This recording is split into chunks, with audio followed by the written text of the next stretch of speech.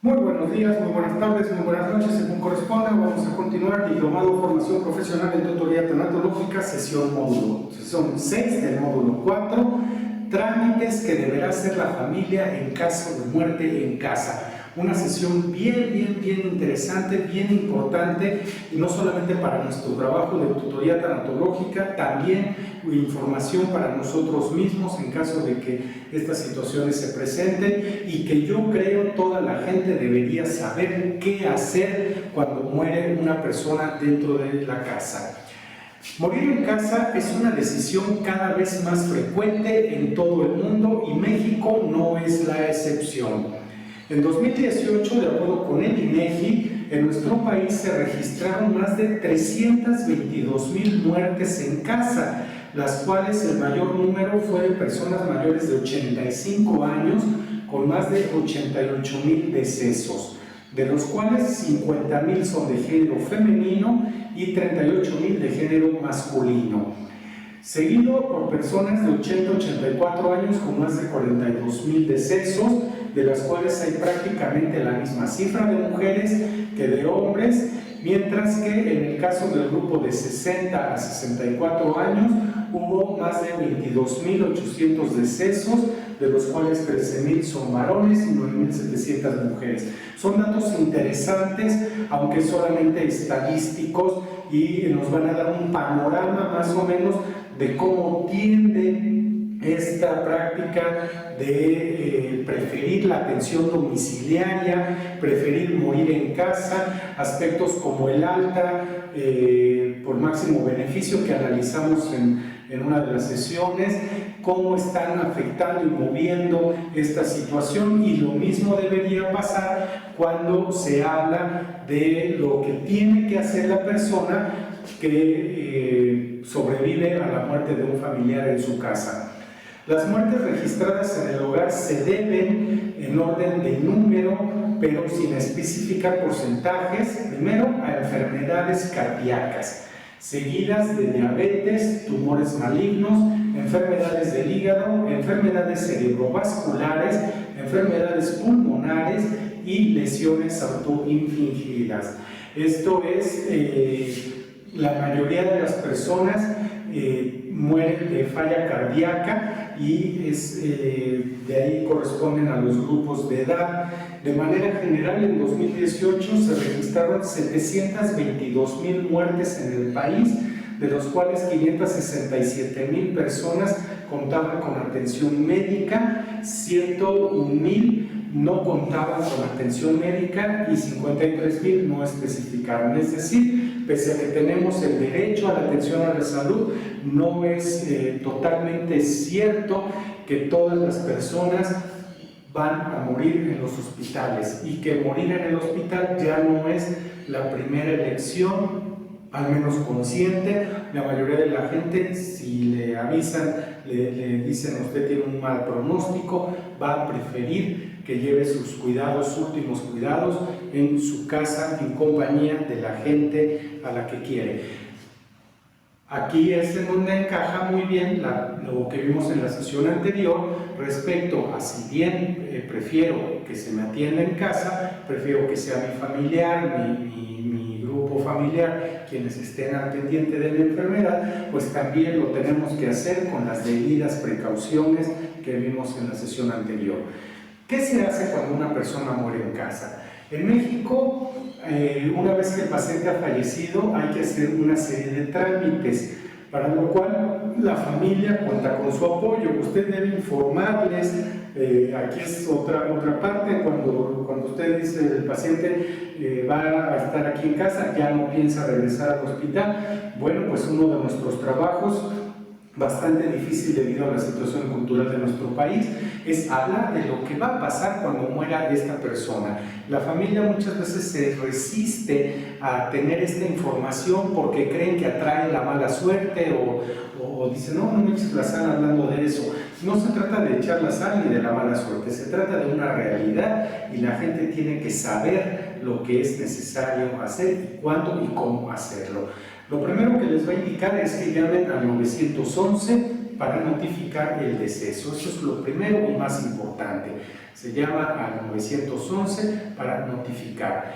Llamar al Ministerio Público para notificar el deceso. Es sumamente importante que desde el inicio de los cuidados usted instruya a la familia para llevar una bitácora, un diario en donde se ponga perfectamente bien, así como el expediente clínico, la familia registre cada cosa, los días que lleva el cuidado, a qué hora despierta el paciente, cuando duerme, qué se le dio de comer, cuáles son sus rutinas de aseo, cómo se sintió, qué síntomas presentó, registren temperatura, registren presión, registren frecuencia cardíaca, o sea, lleven un registro exhaustivo y esto también háganle consciente a la familia, les va a servir para deslindar responsabilidades.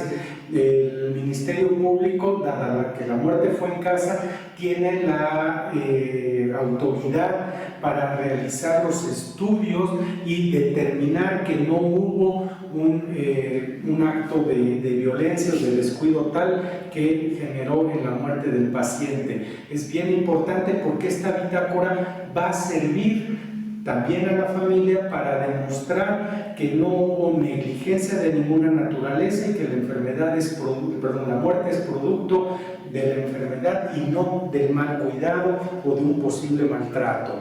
Dar aviso al médico, a la médica, a fin de que le apoye con el trámite del certificado de defunción.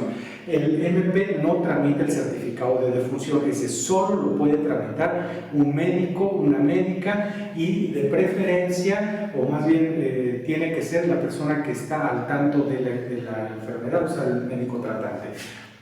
Se da aviso para que se haga el trámite del certificado. Segundo, solicitar el certificado. Si el deceso ocurre en alguna institución médica o en el domicilio del difunto, el personal médico debe emitirlo. Cuando es una muerte distinta a la natural, lo que les decía hace rato, que se tenga que llevar al Ministerio Público, el médico forense va a investigar la causa y se encargará de expedir el certificado cuando la causa es sospechosa, pero sigue siendo médico, aunque aquí va a ser producto del examen forense. Para obtener el certificado de defunción deberá presentar una identificación oficial con fotografía del fallecido y el certificado lo debe expedir en todos los casos un profesional médico. Tercero, tramitar una orden de inhumación o incineración y acta de defunción. Estos documentos los emite el juez del registro civil. Debe presentar el certificado médico de defunción, que no es lo mismo que el acta de defunción, y una identificación de la persona que efectúa el trámite. Esto es gratuito. Tengan mucho cuidado con eso. Que yo tenga un certificado de defunción no quiere decir que tenga un acta de defunción. Necesitamos el acta para otro tipo de trámites. De esto tiene que instruir bien a la familia. Cuarto, una vez que se tiene el certificado de defunción, se procede a la agencia funeraria. De acuerdo con los decesos de la paciente, la familia solicitará inhumación o cremación. Aquí es muy importante tener la voluntad anticipada del paciente. Si el paciente decidió que su cuerpo fuera incinerado, a ello se procederá. Aquí tiene usted que asesorar muy bien a la familia. Las agencias funerarias pues son un negocio. Entonces usted tiene que decirle a la familia, el duelo te va a llevar a actos en donde vas a ser víctima de abusos.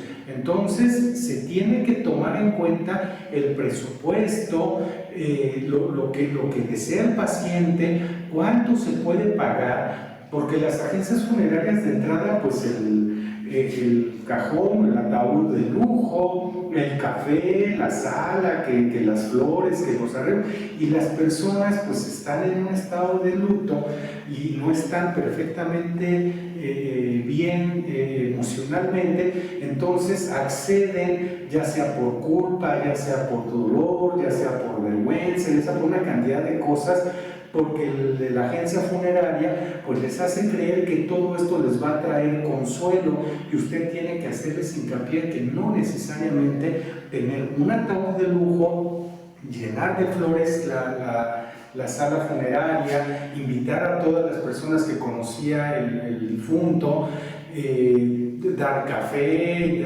va a recuperarle en algo.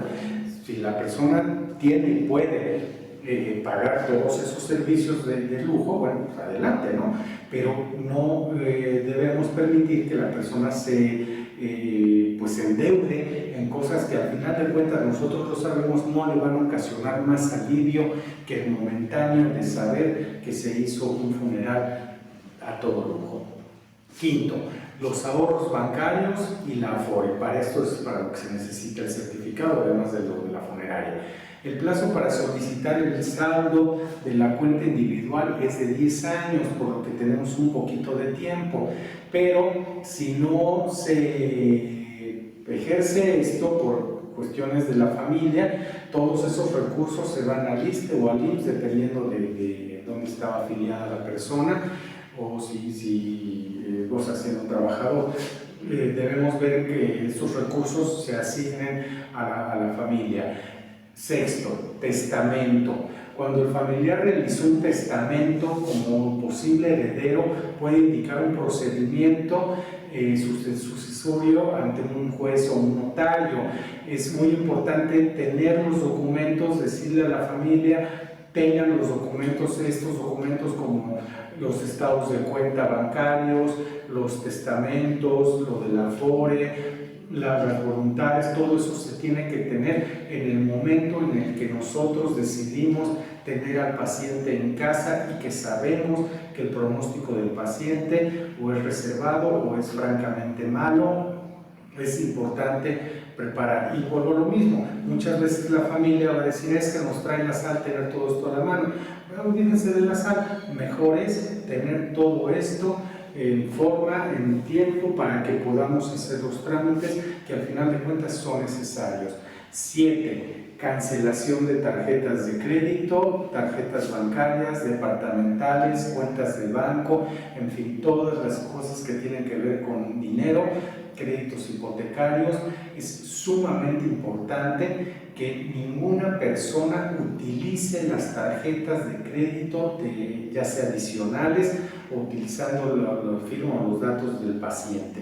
Esto es sumamente importante porque si se utiliza, entonces ya caemos en otra serie de situaciones, incluso en fraudes. Entonces hay que inmediatamente, vuelvo a lo mismo, se tienen esos documentos, se habla al banco, el paciente falleció, se cancela la tarjeta, se cancelan las cuentas, los créditos, ahí están los seguros también, que hay que estar al pendiente. Ese sería nuestro octavo punto. Seguros de vida, si cuenta con algún seguro de vida, deberá hacer los trámites para que la aseguradora entregue la suma contratada. Las aseguradoras es otro negocio multimillonario y es bien difícil tratar con las aseguradoras porque van a querer sus propios estudios, van a querer una serie de requisitos que curioso es que vienen en las cláusulas de contratación, pero pues que nadie lee, y al final de cuentas estamos frente a una cantidad de problemas bárbaros. Entonces, hacer hincapié a la familia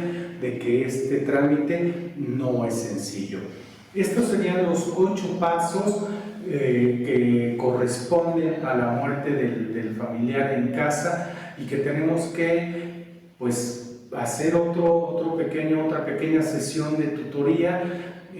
Bueno, ni tan pequeña, es una sesión bastante amplia en donde también hay que informarnos bien e ir guiando a la familia en todos estos trámites, evitar la resistencia a saber, evitar la situación de meterse en otro tipo de embrollos por no saber. Es sumamente importante.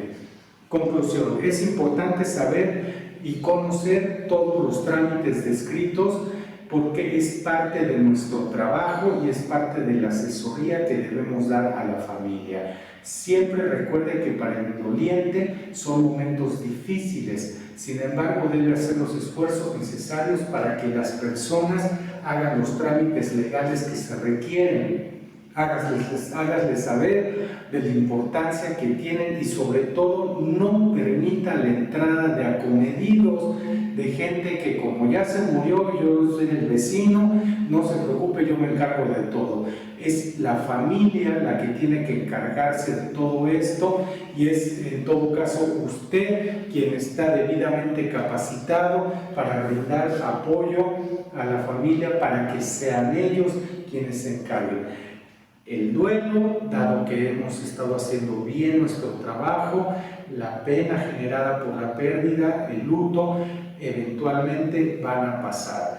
Lo que las personas dejen de hacer o hagan equivocadamente en estos momentos va a ser muy difícil de reparar posteriormente si es que se cometió incluso un delito, va a tener consecuencias mucho más lamentables que el hecho de someterse a una sesión específica en donde usted hable de todo esto. Pues espero que este video sea de utilidad, les agradezco mucho la atención.